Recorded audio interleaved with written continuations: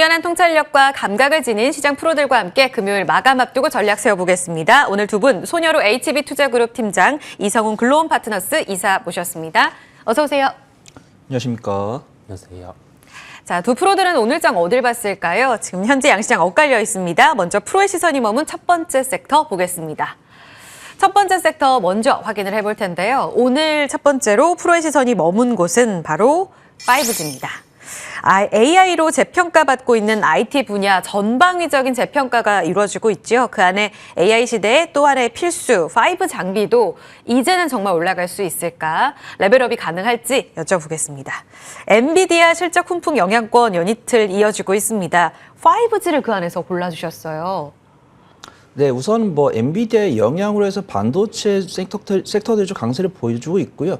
시장 브리핑 앵커님께서 일목요연하게 해주셨겠지만 코스피 순매수에 비해서 전기전자 순매수가 더 큰 기인 현상을 볼 수가 있는데 이만큼이나 이제 반도체 관련은 좀 주목을 좀 집중이 보인다고 판단되고 있고요. 저 역시도 이제 시청자분들께서 오늘 처음 보신 분들도 계시겠지만 꾸준하게 매주 이제 시청자분들께 인사이트를 드리고 있는데 저 2차 전지 인사이트 드렸고 반도체도 인사이트를 드렸습니다. 근데 반도체 인사이트를 또 드렸는데 또 반도체를 드리기보다는 이제 어떤 투자자라고 한다면 어떤 내가 수익을 보고 빠져나왔는데 그 섹터를 또 들어갈 수 있겠죠.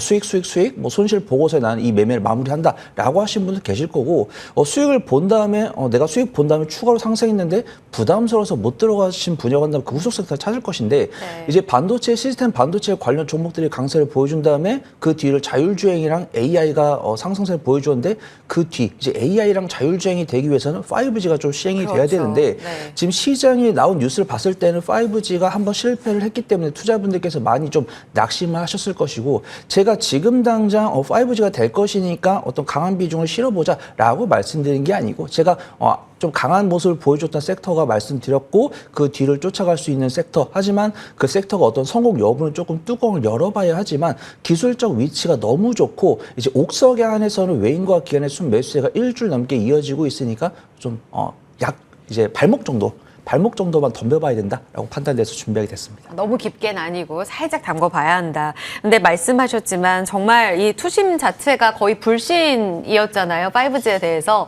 인프라의 대표 수혜주기도 했는데 지금 많이 잊혀졌습니다. 그런 가운데 지금 6G 이야기까지 나오면서 5G에 대한 불신도 바닥인데다가 모멘텀도 없고요. 그리고 보니까 미국 통신당국의 주파수 경매 권한 상실 뉴스도 2분기에 있지 않았습니까? 이런 부분 때문에 여전히 신뢰도가 바닥인 것인지 지금 투심에 대한 해석 좀 알려주세요. 네, 확실히 신뢰도가 바닥인 것은 아쉽지만 제가 꾸준하게 말씀드리는 게 내가 정이 안 가더라도 내가 수익을 가져갈 수 있는 섹터가 있다라고 하면 그 섹터를 매매하는데 이제 외국인과 기관들은 반도체랑 2차 전지를 매매하면서도 꾸준하게 그 뒤를 준비하고 있다는 말이죠. 그래서 저는 최대한 다양한 인사이트를 드리고자 어떤 좀 소외되는 섹터도 관심을 갖고 지켜보시는 게 좋을 것 같다고 말씀드리고요. 그렇다고 해서 5G가 반드시 필요하지만 이제 어떤 일반 투자자들은 필요가 없습니다.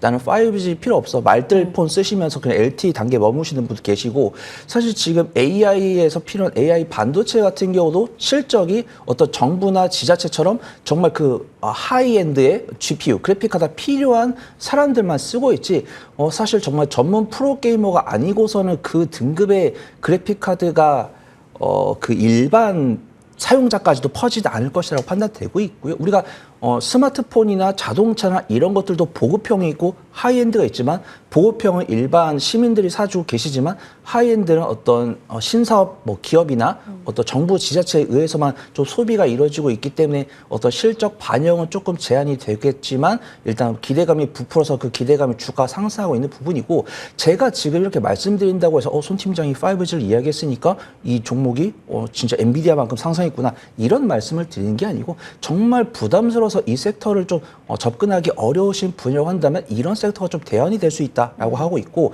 5G 통신 장비라고 검색을 해보면 10종목에서 15종목 정도 나오는데 그중에서 한 2종목에서 4종목 정도는 정말 투자해 볼 만한 실적 개선이 보이고 있고 외인과 기관이 이제 10개에서 15개 정도 중에 7개, 8개를 사고 있는데 네. 그중에서 2개에서 3개 종목 정도는 정말 좀 유심히 지켜볼 만큼 거래량과 추세가 보여주고 있으니까 지금 방송을 좀 시청을 유심히 해보셔야 된다. 그걸 좀 말씀드려보도록 하겠습니다. 그러니까 악재는 다 소화한 바닥권인 건 맞는데 호재성 뉴스가 많이 등장하지 않고 있잖아요. 이전에 주파수 경매라든지. 그런데 여기에서 플러스로 AI에 대한 낙수 효과가 이제 투심을 바꿔놓을 수 있는 모멘텀은 된다. 이 말씀인 거죠? 네, 우선 호재는 없는데 악재가 충분히 나왔고 외인과 기관이 조용히 사고 있고 제 개인적인 소망이라고 한다면 네. 이제 시스템 반도체가 주목받았고 자율주행이 주목을 받았으면 그 뭐 어떤 통신 연결돼야지만 어떤 좀 가용이 될 것이다. 이런 그렇죠. 발언이 나와주던가 어떤 삼성과 버라이즌 간의 어떤 단일 공급 계약이나 이런 게 3월인가 4월 달에 나왔었는데 그때 조용히 묻어갔거든요. 근데 어떤 추가적인 뉴스가 나와준다라고 하면은 좀 단기적인 슈팅이 나와줄 수 있지 않을까 이렇게 좀 판단을 해보도록 하겠습니다. 네, 호재가 나왔을 때 본격적으로 반응할 수 있는 주가, 정말 그야말로 바닥을 다 소화하고 있다라는 측면에서 말씀해 주셨어요. 그리고 인프라와 관련된 질문을 드려봤을 때 이성우 이사님도 아시겠지만 이제 주파수 경매 미국 쪽에 워낙 모멘텀이 컸었잖아요. 근데 최근 들어서 스마트폰 기기도 그렇지만 요즘 인도 시장을 주목하는 움직임들이 빅테크 안에서도 조금씩 반영되고 있습니다. 5G 역시 마찬가지라고 하는데 이 부분이 돌파구가 될 수 있어요? 5G 같은 경우에 각 그 국가의 주파수 경매 또는 대형 발주가 나올 때는 우리나라 종목들도 반응을 했었어요. 일본 같은 경우는 그 HFR이라는 종목이 반응을 했고 대표적으로 왜냐하면 일본의 통신사 쪽으로 주요 매출처가 있기 때문에 그런 반응을 했었던 거고요. 인도나 미국 같은 경우는 우리가 통신 장비주들이 반응하기 이전에 수주를 받는 구조를 보면은 우선 대기업이 수주를 받고 그와 관련된 장비 업체들한테 이제 내려주는 식으로 구조가 됩니다. 그렇다 보니까 개별 기업이 수주를 받아오기보다 우리가 지금부터 주목해야 될 점은 인도 같은 경우도 여기에 대해서 5G 확대를 할 때 입찰은 우리나라 기업 또한 그 경쟁 입찰에 들어가서 받아오는 구조란 말이죠. 그러면 주가 연결해서 생각을 해보는 겁니다. 5G 장비주들은 우선 빠져 있어요. 빠져 있는 주가 안에서 그 입찰을 하게 되면 먼저 일정을 제시를 하게 돼요. 그러면 우리나라도 거기에 대해서 입찰에 뛰어들 거고 그러면 그 입찰에 뛰어드는 기업에 관련된 밸류체인 기업을 가능성으로 매매하는 것도 하나의 방법이기는 합니다. 네, 모멘텀이 될 수는 있다. 입찰 참여 발주 가능성은 충분히 열려 있다. 그런데 아직까지 아까도 손 팀장님도 얘기하셨지만 좋은 뉴스들이 많이 없는 가운데 1분기 성적표도 보면 KMW나 RFHRC 다 좋지가 않았었잖아요. 방금 손 팀장님이 이야기를 하신 AI에 따른 낙수 효과, 이성우 이사님은 어느 정도나 좀 강한 효과가 있을 거라고 보세요? 우선은 그 AI에 따라서 반도체 수요를 견인을 해줄 수 있는 가능성으로 관련된 종목들이 올랐습니다. 실제 대표적인 종목들이 그 엔비디아라든지 MS죠. 그 종목들이 시장의 중심을 형성을 하고 나머지 종목들, 뭐 우리나라 기업들 몇 가지 뭐 그렇게 해서 주가들을 움직이기는 했어요. 여기에서 알 수 있는 점은 우선은 반도체 수요의 견인이 나타난다고 했을 때 이 부분이 현실화되면 이제 파생이 될 수 있는 겁니다. 뭐 자율주행이라든지 그러면 자율주행이 이제 본격화되려고 하면 뭐 통신 쪽도 필요한 거겠죠. 그런 큰 그림을 그려볼 수는 있습니다. 큰 그림 안에서 통신 장비 같은 경우도 하나의 대안이 충분히 될 수 있습니다. 그렇군요. 그 부분을 기다려보자라는 게 우리 손 팀장님의 아이디어잖아요. 자, 그러면 장비주 안에서도 너무 바닥권이에요. 오늘 KMW나 서진 시스템 조금 올라가고 나머지 쪽으로는 좀 하락인데 전반적으로 주가 물량 소화가 거의 뭐 바닥이다 보니까 좀 종목별 차별화도 중요할 것 같거든요. 앞서서 이제 국가별 수주 이야기 하실 때 그쪽으로 얼마나 매출 비중이 큰가도 중요하다 하셨어요. 어떻게 전략을 세워야 될지 일단 큰 그림을 먼저 세워주세요. 네, 우선 좀 서두에 말씀드린 것처럼 이제 5G 통신 장비라고 검색을 해보면 한 15개 정도 나오는데 제가 해당 종목들 뉴스 검색을 다 하고 왔거든요. 근데 이제 앵커님께서 말씀해 주신 것처럼 어떤 5G 관련 종목들이 1, 4분기에 다소 좀 아쉬운 실적을 대부분을 발표를 했는데 이제 KMW 같은 경우는 인도와 이제 통신 장비 관련으로 수주를 기록을 했고 그다음에 뭐 에이스테크나 뭐 RFHRC나 뭐 HFR 같은 경우도 이 세네 가지를 제외하고는 정말 5G 통신 장비 관련해서 뉴스를 찾아볼 수도 없었습니다. 그래서 일단 다행히도 이 뉴스가 나왔던 종목들에는 이제 외인과 기관의 수급이 들어온 거죠. 이제 요약을 해보면 5G 관련 통신 장비 관련 종목이 한 10개에서 15개가 되는데 그 중에 7개에서 8개가 5G 통신 장비 관련해서 뉴스가 나왔고 그중에 3, 4개가 1, 4분기 실적이 개선이 됐습니다. 뭐 기저효과라고 볼 수 있겠지만 2021년, 2022년에 실적 훼손을 보인 다음에 2023년 1, 4분기에 그나마 어떤 매크로 변수가 터지기 전이었던 20년 1, 4분기 실적의 절반 정도를 회복하는 모습 보여주었거든요. 이제 그런 종목이 서진 시스템과 KMW, Y솔 정도를 들 수가 있습니다. 그래서 이런 종목들을 보면 증권사에서 제공하고 있는 컨센서스를 보더라도 어떤 실적 개선이 이제 전망이 되고 있고 네. 연간 실적 기준으로는 퍼가 산출이 되면서 다시 한 번 더 흑자로 전환될 수 있다라고 판단되고 있고요.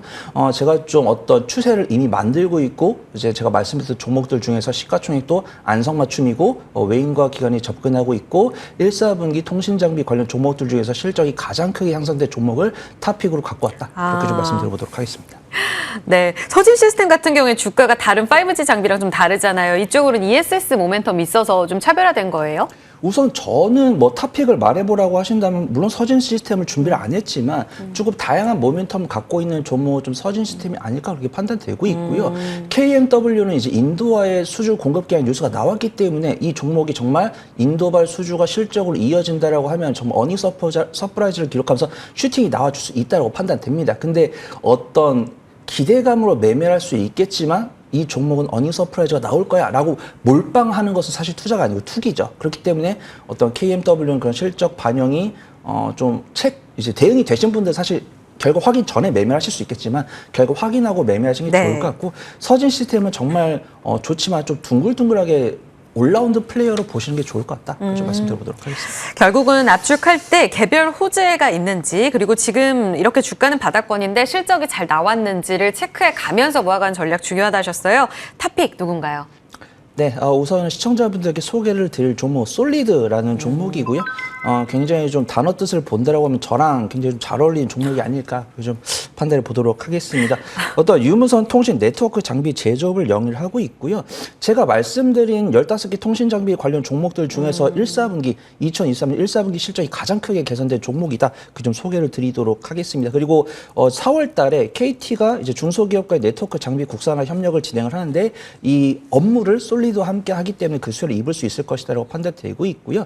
증권사 리포트가 최근에 꾸준하게 나오고 있습니다. 그중 하나가 이제 하나증권에서 발행한 리포트인데 네. 역대 가장 저평가 매수를 갖고 있기 때문에 적극 매수를 추천한다라는 이야기를 하고 있습니다. 그래서 5G 관련 통신 장비 관련 종목들 주가 추세를 보면은 지금 솔리드가 바닥 대비해서 가장 강하게 반등하는 모습 보여주고 있고요. 그렇다고 해서 뭐 폭등 없이 위아래 좀 일간 변동성 보여주면서 꾸준하게 매일 2~3%씩 올라와 주는 모습이고 21선과 60일선이 서서히 상승 추세로 변환하기 시작했고요. 지금 외국인 투자가들이 5월 18일부터 꾸준하게 순 매수세 보여주고 있고 지금 업종 퍼가 23.15거든요. 현재 네. 퍼가 11.47이고 12개월 선행퍼가 8.70이기 때문에 증권사 리포트 말대로 현재도 저평가 매도를 갖고 있는데 연간 실적 기준으로 저평가 매도가 심해질 수 있는 그런 종목이다. 좀 소개를 드리도록 하겠습니다. 제가 매수가는 5,600원 설정을 해드리고요.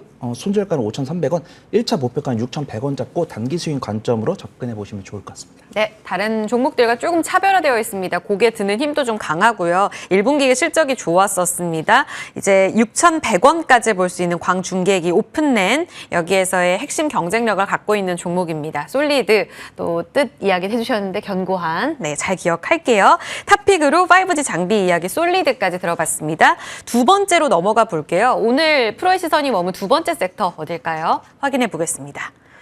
사실 반도체를 제외하고는 오늘장 아주 시세가 강한 쪽이 많지 않았습니다. 그런 가운데 두 번째 프로의 시선은 바로 의류에 꽂혔네요. 바닥 다지는 K패션, 해외 판매 호재로 다시 올라갈 수 있을지. 사실 요즘 소비 모멘텀이 워낙 좀 약화되고 있습니다. 네. 그런 가운데 의류주를 보신 이유가 너무 궁금했습니다. 오늘 한세실업 말고는 딱히 또 강한 쪽은 없어서 이쪽 보신 이유가 뭘까요, 이사님?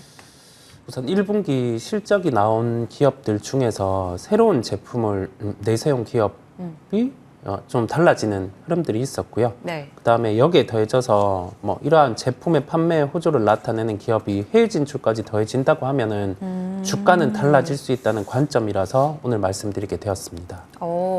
제품에 따라 좀 차별화된 전략이 가능한가에 네. 대해서 좀 여쭤봐야 될 것 같은데 그러려면 종목별로 좀 접근을 해봐야 될 것 같습니다. 영원 무역이 지금 연간 흐름으로 봤을 때 계속 횡보예요. 네. 보니까 1분기 실적은 괜찮았다고 하는데 네. 또 수급도 보면 외국인들이 계속 순매수 기조를 이어가고는 있거든요. 네. 현 주가는 선방하는 겁니까? 아니면 답답한 겁니까? 선방한다는 개념이 맞다라고 괜찮은 거예요? 네, 개인적으로 판단을 하고 있습니다. 이게 왜냐하면 우리가 그 대표적으로 기업이 이익이 나올 때 예를 들면 한 10% 성장이 매년 나와요. 그러한 상황에서 주가는 10%가 매년 오르는 게 아니라 이 성장은 기본으로 주가에 녹아 있는 겁니다. 영업무역 같은 경우는 우리나라 그다음에 해외의 매출 성장이 본격적으로 나타난 기점에 주가가 레벨업이 됐었어요. 그리고 나서 지금 의류주들의 지표는 뭐냐면 미국의 소매 재고, 그다음에 해외 단의 재고 부분이 줄어들어야 이 지표를 보고 한세실업이라든지 그런 쪽에 주가 반응이 나옵니다. 근데 지금은 그런 상황이 아니란 말이죠. 소매 쪽에서는 데이터가 썩 좋지 않습니다. 의류도 신발도 그렇다 보니까 우리나라에 관련된 의류업체라든지 신발업체, 원재료들을 만드는 기업들은 이익이 안 깨졌음에도 불구하고 시총이 못 올라오는 거예요. 나이키도 예. 주가가 많이 빠졌네요. 그렇습니다. 네. 그 잣대를 놓고 봤을 때 우리가 네. 이익 대비해서 시총을 놓고 싸다 비싸다를 논할 게 아니라 거기에 해당하는 가격 지표의 부분을 볼 필요가 있고, 한 단계 더 나아간다고 하면은 새로운 제품이 나왔을 때 점유율을 잡아가는 기업들, 그런 기업들을 보는 게 중요합니다. 그 포인트를 기억하시면 되겠습니다. 점유율을 유지하고 여기서 좀 차별화된 움직임을 보이는 곳. 네. 다음으로 여쭤볼 두 종목은 그곳이 아닌 것 같아요. 보면 한세실업도 오늘 반등하고 있지만 주가 이렇다 한 추세가 없고, 화승엔터프라이즈는 지금 52주 신저가로 7,200원까지 내려앉아 있습니다. 나이키 앞서 주가 안 좋다 이런 이야기 했는데, 이 화승엔터프라이즈는 아디다스 향 또 매출이 있지 않습니까? 왜 이렇게 부진한 거예요? 네, 우선은 좀 민생이랑 좀 연관이 있지 않을까 그렇게 판단됩니다. 우리가 작년 하반기에 좀 꽃샘추위가 오면서 의류 관련 종목들이 좋은 실적을 보여주었는데, 그 실적들이 이제 모피 코트나 이런 좀 방안에 필요한 의류들이 좀 잘 팔렸지. 요즘 뭐 코로나로 핑계를 대는 것은 아니지만 수영복이나 이런 하계에 있는 웨어, 그다음에 어제 운동할 때 입는 그런 레깅스나 이런 것들도 판매가 많이 줄었거든요. 그래서 수요가 급증했던 부분에 대한 실적이 이제 코로나 발생하고 그런 실내 활동이 강조가 되면서 보여줬던 실적이 이제 기저효과의 반대가 나오면서 좀 실적이 좀 부족했다라고 판단되고 있고, 아무래도 반대다. 민생이 줄어들게 된다라고 하면 음식료 중에서도 당연히 이제 식과 음식이 앞선이고 의가 이제 좀 마지막 3분이기 때문에 그 실적이 좀 안 나온 것이 아닌가 그렇게 판단되고 있고요. 네. 이제 뉴스를 보더라도 아디다스의 재고가 쌓였고 안 팔렸다는 것은 디자인 문제가 있을 수도 있고, 제가 개인적으로 생각한 대로 좀 민생이 어려지다 보니까 이제 옷을 사 입는 것보다는 일단 음식을 먹는 게 더 우선적으로 진행하면서 그럼 실적이 좀 여파가 있는 것으로 판단되고 있고요. 라면이라든지. 네, 화성 엔터프라이즈 같은 경우는 판매 부진 말고도 악재가 네. 두 가지 정도 더 있는 것으로 판단됩니다. 그래서 유명 래퍼와의 계약 해지 여파도 있고, 아디다스 재고 부담도 있고, 코스피 200 신규 편입 실패도 악영향을 봤다라고 판단되고 있고요. 우선 제가 종목에 대해서 악담을 하는 게 취미가 아니라서 좀 일어났으면 좋겠는데, 확실히 증권사 리포트를 보더라도 하반기에 반등이 나올 것이다라는 내용이 없기 때문에 화성 엔터프라이즈를 보유하신 분이라고 한다면 일단은 좀 그냥 그래도 단기 트레이딩 종목이 아니고 수익 이상으로 접근하는 종목이기 때문에 조금 기술적 반등 나왔을 때 좀 비중을 줄여보시는 게 좋을 것 같다고 판단되고 있고요. 한세실업 같은 경우는 이제 외인과 기관의 매도세가 나오고 있지만 화성 엔터프라이즈 대비해서 실적이 크게 훼손된 종목이 아니고, 증권사 리포트를 보더라도 하반기에는 실적 개선 기대감이 있기 때문에 좀 의류 관련 종목들에서 좀 옥석을 구분한 능력이 많이 중요하지 않을까, 그렇게 좀 말씀드려보도록 하겠습니다. 네, 그럼 F&F는 어때요? 지금 사실 중국발 모멘텀 가장 큰 의류주 중에 하나 아닙니까? MLB 인기는 여전히 중국에서 좋다고는 하는데 주가는 여기에 좀 부응을 못하고 있습니다. 어느 쪽에 무게중심을 실는 게 맞을까요? 우선 F&F 같은 경우는 이제 화승엔터랑 한세실업과는 다르게 실적 훼손은 없는 종목이거든요. 그래서 숫자는 나오고 이제 현지의 이제 지인이나 이제 친구분들이나 이제 뉴스를 확인해 보면은 네. 중국 전역의 MLB 지점이 꾸준하게 증가를 하고 있고 실적이 잘 나오고 있다고 합니다. 하지만 이제 최근에 뉴스를 살펴보신 분들 아시겠지만 지정학적 리스크가 많이 나오고 있잖아요. 미국과 중국 간의 갈등이 나오고 있고, 물론 반도체나 화장품이 직격탄을 입겠지만 의류도 또 경기 민감이나 이제 해외 수출에 대한 비중이 높기 때문에 그 영향을 받은 것이라고 판단되고 있고요. 그나마 한세실업이랑 화성엔터랑 FNF 중에 뭐 골라봐라라고 하신다면 저는 FNF가 제일 안전하지 않을까? 그렇게 좀 말씀드려보도록 하겠습니다. 알겠습니다. 그래도 숫자가 나오는 쪽이 가장 또 의류 소비 안에서는 안정적으로 접근할 수 있는 포인트다. 네. 이사님은 계속 말씀해 주시지만 제품 안에서의 어떤 차별화된 경쟁력이라든지 점유율을 꾸준히 유지하고 있는 쪽이 아무래도 지금 공략하기엔 좋은 포인트다 하셨잖아요. 네. 옥석 가릴 때 의류주의 네. 핵심 포인트는 무엇인지 한 번 더 좀 여쭤봅니다. 신제품이 나왔을 때 우선은 잘 팔려야 됩니다. 나왔는데 안 팔리고 기대감만 있어서 주가는 올려놨는데 안 팔려버리면 빠지는 거죠. 그만큼 제품이 가장 중요한 부분이겠고, 자, 그리고 우리나라에서 잘 팔렸어요. 그리고 나서 해외로 나갈 때 이게 우리나라만의 그 요소로 인해서 잘 팔린 게 아니라 그만큼 해외에서도 먹힐 수 있는 그러한 제품을 출시한다면 기업 측면에서도 주가는 좋아질 수 있을 겁니다. 그런 게 있어요? 옷 자주 사세요? 그 트렌드를 네. 어떻게 포착하세요? 네, 뭐 자주 보고 잘 입는 사람들 그런 사람들한테 물어보는 편인데 시각들을 얘기를 하는 게 제가 괜찮아 보이면 잘 입는 분들은 별로라고 하더라고요. 아, 그래요? 네, 그렇다 보니까 잘 입는 분들한테 물어보는데 나만의 차별화된 경쟁력이 더 중요하다. 네, 그렇기는 한데 그런 거를 봤을 때 네, 잘하는 사람들한테 물어보는 거. 네. 요즘 인스타 보면은 이제 워낙 이제 트래킹화라든지 네. 이런 거 이제 운동화 일상 데일리로도 많이 신고 그런 트렌드가 또 있는 거잖아요. 네. 그런 측면에서 의류주가 왜 못 가지라고 생각하시는 분들도 많으실 것 같거든요. 네. 그럼 종목으로 좀 좁혔을 때 그쪽을 잘하는 쪽, 신제품이 나왔을 때 꾸준한 판매 호조를 보이고 네. 경쟁력이 있는 쪽이 어딘지 압축해 주세요.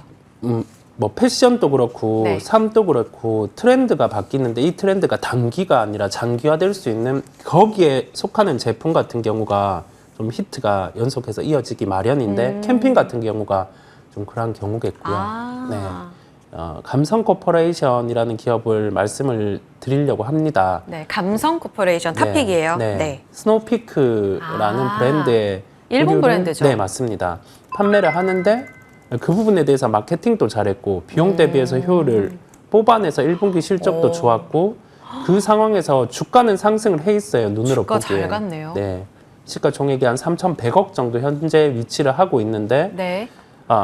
일각에서는 그런 얘기들이 많습니다. 중국에 진출을 했을 때 FNF의 초기 그림이 나와서 뭐 어느 정도의 시가총액이 가능하다. 그런데 네. 그 논리보다 우리가 돌아가는 걸 보자고요. 지금 판매된 부분에서 과거에 어떤 기업이 중국에 나갔을 때 이게 판매될 수 있냐 없냐 이까지 좀 발라보면 그래도 어느 정도의 목표가가 도출이 됩니다. 그렇다 보니까 그런 논리로 접근을 해야지 무작정 그냥 뭐 FNF 초기 그림이 나와서 이걸 봐야 된다.